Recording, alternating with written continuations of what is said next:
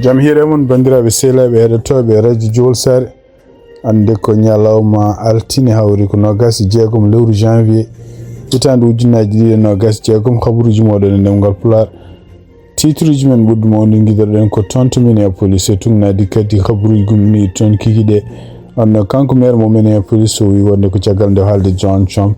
ene wayno ko kamɓe gardeji wonnoɓe toon doole mabɓe dutto toon Texas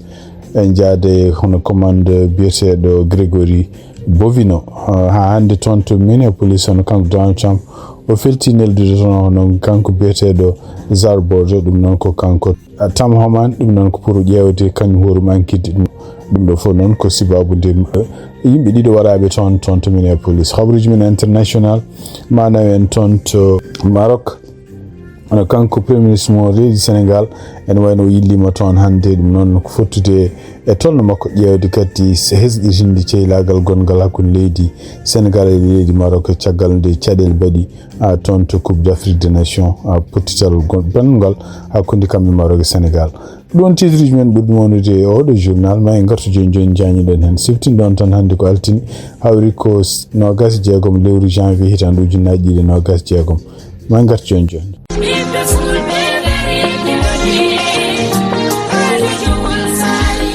Radio Jowol Sare International dole lingu gondia kono dole Radio Jowol Sare ko hettu yankoɓe mum Amerique, Asie, Océanie, Europe, Afrique no keɗo Radio Jowol Sare International.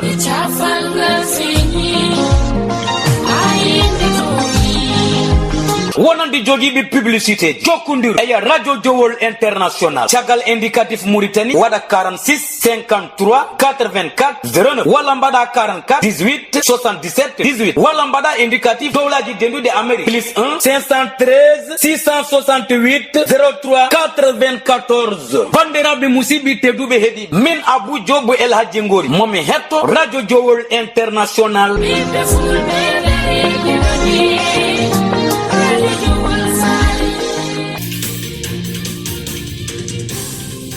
bandiraɓe sehlaɓe heɗotoɓe radio Jowol Sare gonɗen joni ko 6h30 ɗo e Mason Ohio 6h30 woni toon to New York Californie woni ko 3h30 toon to Paris ɓe goni ko minuit 30 Dakar e Nouakchott ɓe goni ko 11h30 e toon kadi to Téhéran ɓe goni ko 3h du matin. habaruji meɗen puɗɗode d'abord koko fate en noon ko caggal nde neige e ɗeɗo balɗe tati ɓe ɗum noon tuggi tan gila ñande samedi kikiɗe ha yettinma hande ne wayno ko neige dartima seeɗa kono oɗo saha joni ko jangol bongol woni ɗo e diwan Cincinnati e kadi jangol ngal kadi ko mbi ko nde ko pratiquement ko ɓuuri hewde e États-Unis ɗum noon tuggi tan toon to Texas ha yettinma toon to New Jersey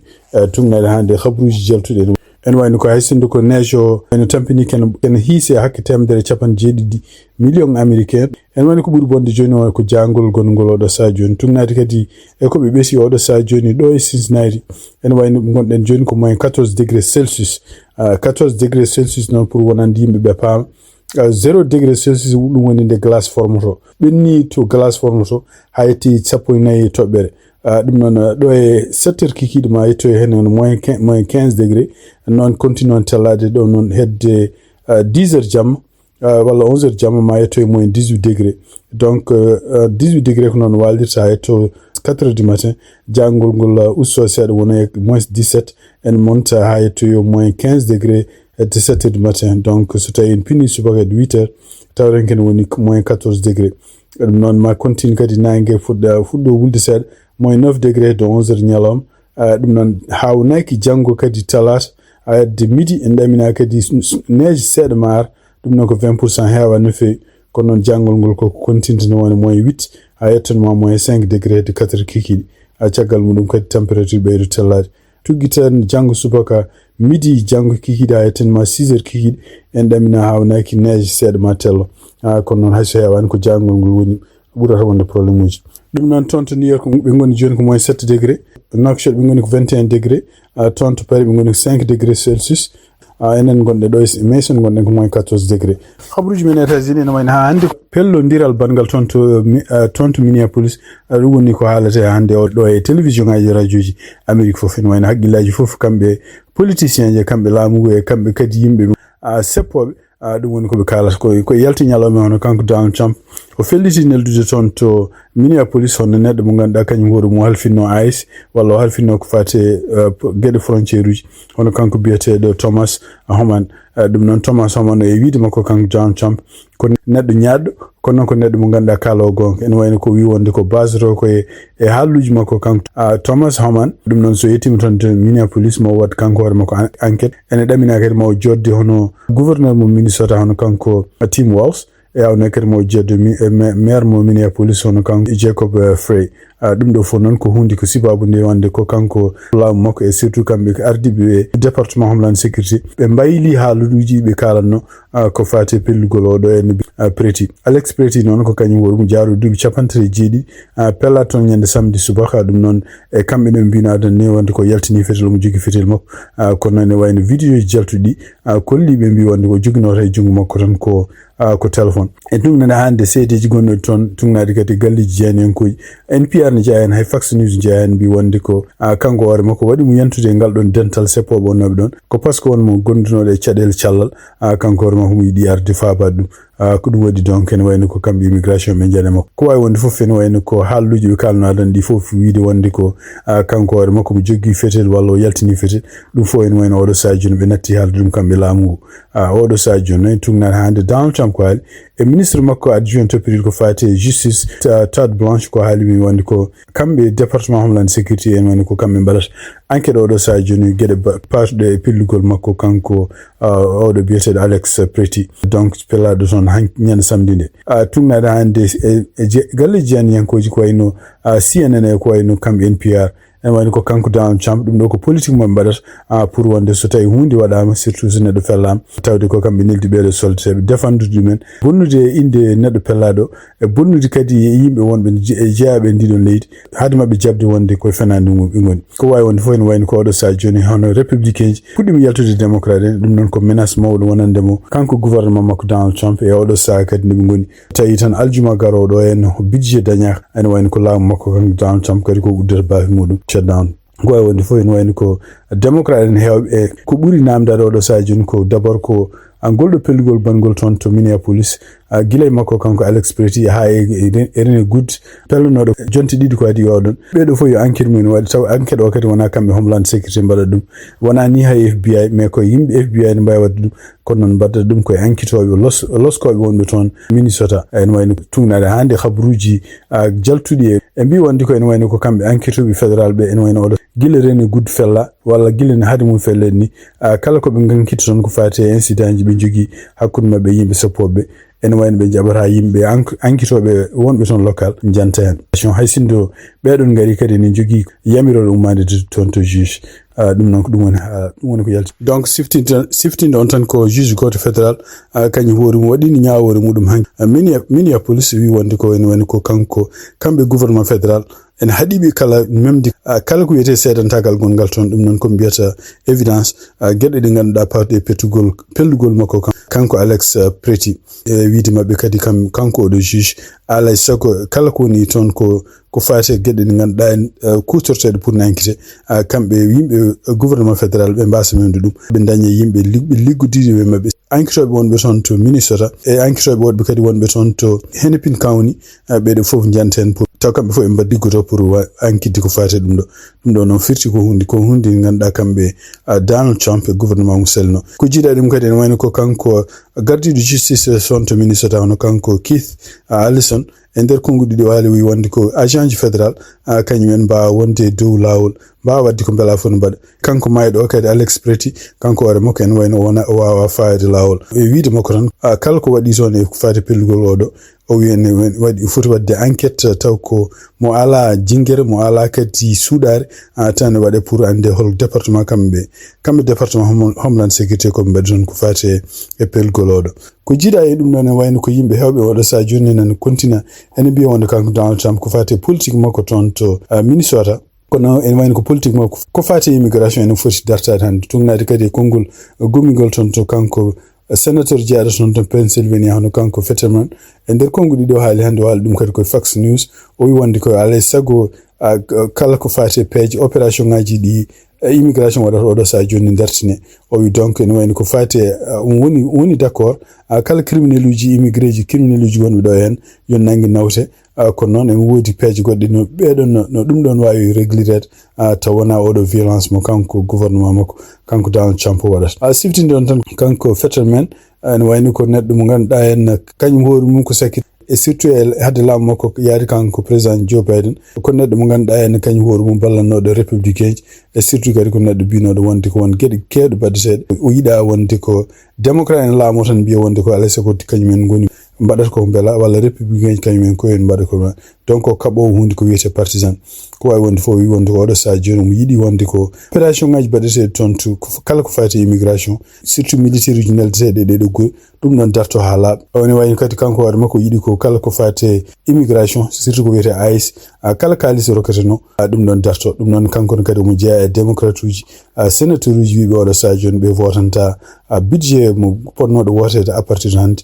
kono noon dartinaɗo so tawi tan affaire immigration ne haala hen ɗum ɗo fof noon firti ko menace wonande kanko gouvernement makko kanko Donald Trump sibabunde ɗiɗo probléme uji hara wonde kadi ne wayno tampinode kanko Donald Trump laamu makko eno jeeya hen ko ɓeɗo yimɓe supportunoɓe walla haɓetenoɓe ko pour ko fate yimɓe ne jogui droit jogade petilaji ɗum noon haɓeteɓe amendement ɗiɗaɓo kala neɗɗo joom haqqille neɗɗo kilifaɗo gonɗo États-Unis ene jogui droit jogade fetel walla sodde fetel ɗum ɗo fof noon ari ko caggal nde kadi kamɓe laamu ngu ɓe keñi pour defandude wonde pellugol oɗo agent fédéral fellude oɗo Alex Preti ɓe mbi wonde ko Alex Preti kañum hoore mum fotani jogade fetel ene ara ɗo immigration walla ɗo seppoji mbaɗata taw kañum hoore mum ene sindi fetel muɗum d'abord ko fetel makko o jogino ɗum koye jungo kono noon vidéo ji jaltuɗi kolli wonde ko fetel makko o sengini koye daddorde makko kono ɓe ɓeydi hen ɓe mbi wonde komo jogui fetel kadi mo jogui kesuji ɗiɗi kure goɗɗe ne cenceng e dote makko ɗum ɗo fof noon ene wayno ko kamɓe defanɗoɓe ko fate droit ji yimɓe jogade petilaji ɗo e leydi ndi ɗum ɗo ko constitution yamiri ɗum toon to Minnesota neɗɗo wawi jogade fetel tan kene jogui permis donc ɗum ɗo ene wayno ko kamɓe Donald Trump soɓe gartiri ka ɗon haala ene wayno ɓe goni koye habde ɓeɗo haɓantinoɓe ko fate petilaji siftinde on tan ene wayno ɓeɗon kadi haɓeteɓe kote amendement ɗiɗaɓo ɓeɗon kadi ene jeeya e walluɓe mo kanko Donald Trump e campagne makko supportude ɓe makko haw heeɓi ardade ndiɗo leydi ɗum noon kadi so ɓen kadi kañumen komin jalnti e haare nde joni ɗum noon ko caɗele mawɗe wonandem kanko Donald Trump e ko yalte ñalawma he kadi walla guila hanki kanko Donald Trump o wi wonde ko galleji jayniyankoji kewɗe ene jeeya hen CBS News ene jeeya hen New York Times ene jeeya hen hay CNN ene jeeya hen kadi hay Fox News wonde ko ene mbaɗi sondage uji ɗi ne kolla hen cuggi 59 ha 6.6% wonde américain oɗo sa joni natti hoolade laamu makko natti yidde laamu makko tampi gueɗe ɗe waɗata ɗe kanko Donald Trump o wi wonde kanko Donald Trump e konngol ngol haali ɗum kadi ene wayno gardiɗo communication makko toon to Maison Blanche hono Karen Levitt wi wonde ene wayno ko ɗiɗo galleji janiyankoji fof ko galleji ko kañumen ɓeydi caɗele gonaɗe oɗo sa joni ɗum waɗi yimɓeɓe ne ceppa kadi ene kolla sondage uji taw wona gonga par ce que kamɓe laamu ngu eɓe gandi wonde ko américain ji rokkuɓe ɓe chance ɓe laamiɓe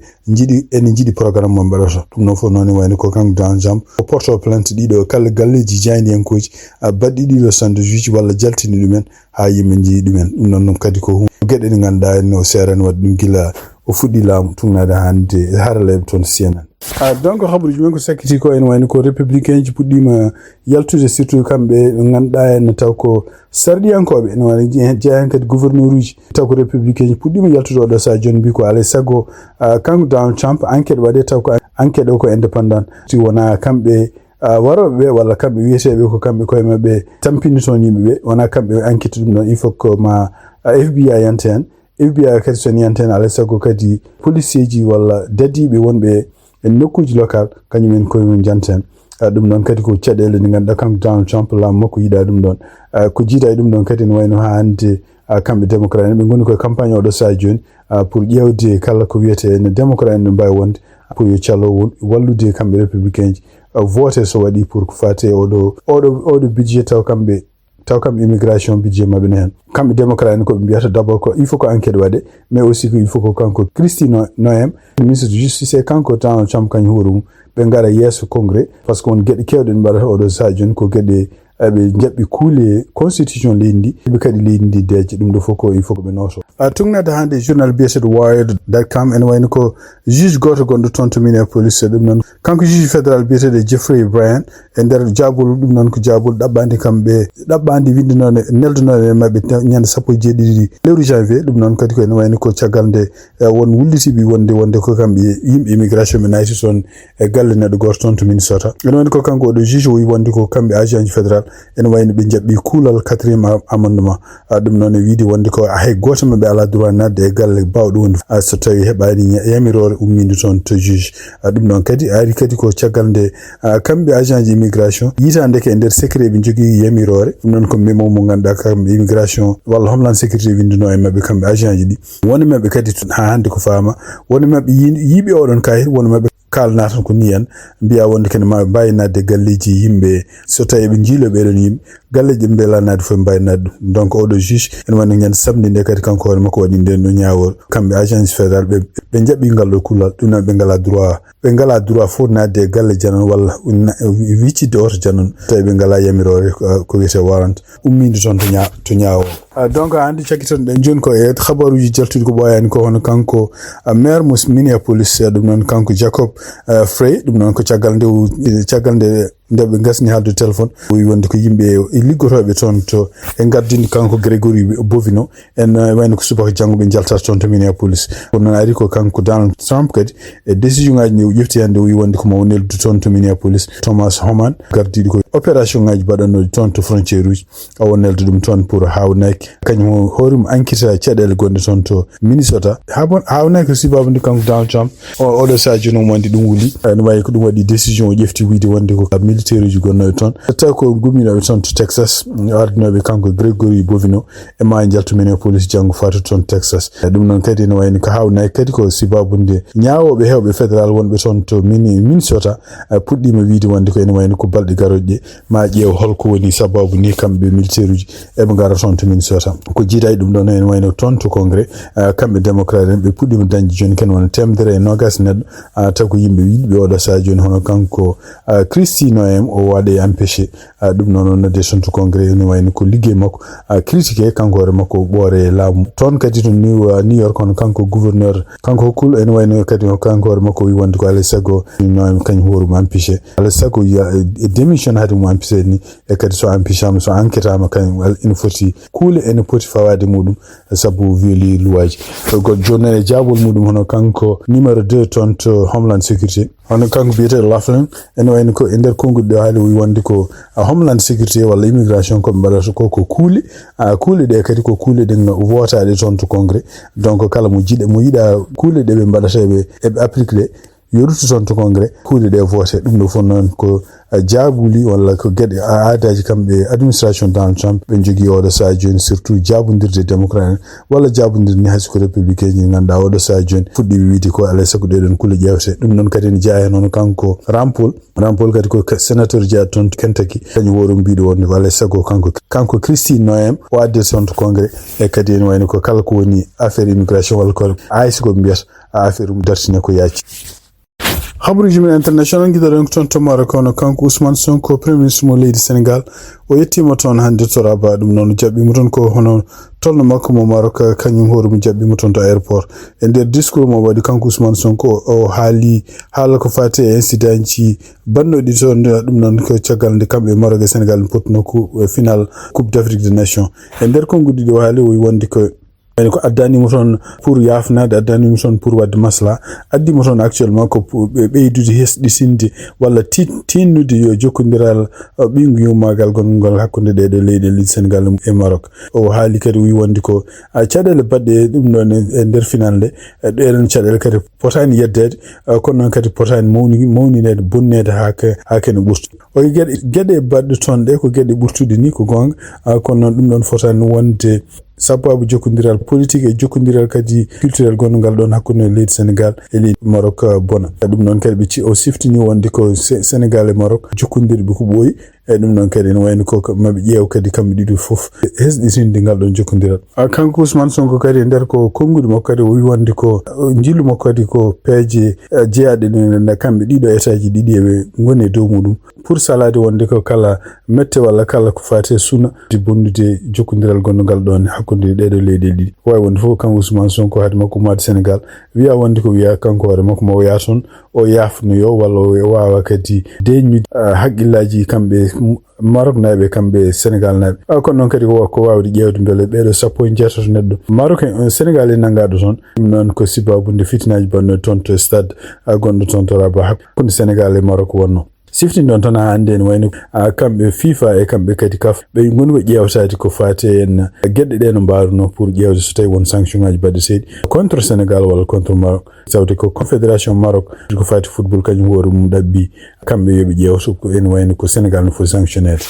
khaburuji men hande international tunnaadi kadi ko yalti hono kanko Donald Trump caggal kadi nde haali haalluji bondi ton Davos e surtout en haalluji pardo en wiide wonde ko kambe leydel Europe jaabe OTAN ene wayni ko militaire uji mabbe hayso jeyin ton to Afghanistan goni ko caggal kuli yettade to abe reto ene wayni ko kambe Europe naabe fof odo sajuni be mettini en surtout kambe yimbe jaabe ton to Angleterre jaabe ton to France jaabe ton to Allemagne kono e wani caggal mudum ko yalti hanki hono kanko Donald Trump ene wayni kadi o wayli mbaggo o nyalli ko yettude militaire uji Angleterre naabe dumen wonde ko militaire uji américain je anglais hay go wa sendu dumen e hadeji dum bay fottude fof dum do fo non ko gedden ganda Premier Ministre Angleterre dum ne jeya kadi e mettere nde o joggi ha kanko hore makko wi wonde ko kala o ndedo fedde nde kanko Donald Trump de wadata ko wi nde wiyata kanko hore makko fedde patude yilaade jam e aduna kanko Premier Ministre Angleterre jabani kanko hore makko invitation o jabani kanko hore makko signidum dum non kadi en wayni ko kambe leydel Europe surtout en limte en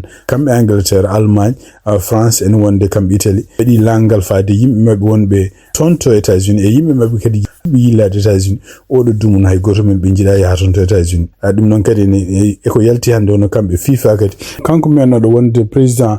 FIFA en der kongude do jofti kadi hono kanko biyetedo Sepp Blatter omo supporti wonde yimbe ben poti boycott de coupe du monde bado tonto États-Unis tibabunde yimbe jogor barbe ngala sécurité e tawu tawde kanko gouvernement mako kanko Donald Trump ko de gede do waras en wani ko kanko Blatter kadi en wani o refti ko e hallu jonno avocat godso kanyum horu mum kabentede ko faate corruption on kanko biyetedo Mark Pietz e kongudi kanyum horu mum halno wi wonde ko kala fanuji walla kala yibe wadabe sport en poti salade arde ton to États-Unis dum non boycott de coupe du monde bado tono e der kanko Mark Pitt do haali hen gede kewde di ganda yimbe warate be ton États-Unis o haali hen on René Good taw ko yimbe immigration bari dum o haali hen kadi en wayni ko kanko biyetedo Alex Pretty barado dum non samedi binno ko way won fo en wayno odo sa joni kambe États-Unis e ben jabaaki taw won ko FIFA holko joggo holko haala seton ko non didon haaluji belani tonto Nigeria en tunade BBC ko haali en wayni ko kambe laamu Nigeria haalde o ko honyo heteno gile ngode décembre wi'a wonde ko won sappo en jeego soldat taw ko Nigeria naabe jinno wadde kuddita hono kanko gardido leydi Nigeria hono kanko Bola Tinubu dum non kadi en wayni ko kadon haalnom gile ngode décembre ko non wayni ko be jabani wiide ko nder samedi hanki tunade ko yalti ton ka tonto Nigeria en wayni ko be mbi wonde ko sappo en jeego soldat ko nangabe e dum non kadi beedo foko tuumaabe wonde kan jinno wadde complot pour yandide laamu e kanko Bola Tinubu tunade hande ko kala mbi wonde ko beedo en jigno anni ko yandinde gouvernement dum no kadi ko hunde lundinde peeje mabbe ton ko hunde lundinde valorage mabbe kam ton to Nigeria sifti don tan leydi Nigeria en wayni ko buri hewde laamibe dido duubi sekki yimbe wonnabe ancien militaire donc Nigeria en wayni ko Nigeria nati jogade laamido taw ko civil gili tan ujunere tembe jene chapan jene tunade hande khaburi gum jon donc tuginden en wadi ko kambe laamrobe fof so ko ancien généraux wala ko ancien colonel uji donc way won fo en wayni ko kambe Nigeria kadi dum don kadi dedo chadel kadi ari ko taw kambe ko mabbe jogi kudditaji ne bedi e leydel takkide ko wayno ton to Mali Burkina Faso Niger e Guinea Bissau ko way wonde fo en wayno odo sadio ne kambe beedo sappo jeegom wi'a wonde ko be nawetebe e yeso tribunal uji pour nyaawete habruji men international sector den hande ko ton to Senegal dum non tungnadi kadi ko winda e journal uji Senegal surtout journal sport yahoo.com en wayni ko kanko Kalidou Koulibaly capitaine équipe de Lyon to Sénégal ene woni ko Bamako ni 5 hande toon to France Bamako kadi ko biyeteɗo Dembele Coulibaly kañum woro mumen wayni ko wurno ko toon to France kanko Dembele Coulibaly noon original makko ɓe mbi wonde ko jeeya ko toon to Ganno noon woni ko wuro wongo e département walla e région Matam toon to Sénégal kono ene wayni ko tugnade hande koɓe kali mbi wonde ko kanko babiraɗo e ɓiɓɓe makko surtout kanko Kalidou Coulibaly eɓe ndeni no fewi jokkodiral hakkude mabɓe e toon to ɓe gumi toon to Ganno to ɗum noon ene wayni ko kanko Kalidou Coulibaly tugnade hande habruji jaltuɗi ɗum ɗo fof ari ko caggal kadi balɗe tan caggal nde kamɓe équipe leydi Sénégal les Lions ɓe keeɓi ndam mawɗo gagnade coupe d'Afrique des nations toon to Maroc ɗum noon kadi ne wayni ko kanko Kalidou Coulibaly kadi kanko war makko capitaine Lion ɓe mbi woni o jibinako France kadi wayni ko oɗo sa joni hono tugnade communiqué gommiɗo toon fédération sport gonɗo toon to France kañum koye mum mbaɗi ɓattaki pour yettinde duwawuji mabɓe faade makko kanko Kalidou Coulibaly capitaine Lion de Sénégal ɗum noon sibabude Sankara jinnaɗo makko cankiɗo hande toon to France altine hande 26 lewru janvier hitan ujunnaji 26